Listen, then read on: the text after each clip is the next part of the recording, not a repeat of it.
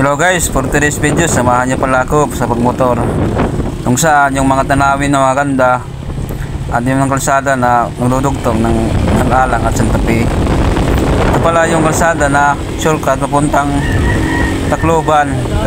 Kung galing ka sa Alang, pupunta ka sa Tacloban, pwede ka dito dumaan. Maganda pala dito mga tanawin at magandang kalsada. Hindi ka mahirapan kung magmumotor ka kasi walang mga lubak. Magandang mga paligid ng mga tanawin at saka magandang ihip ng hangin.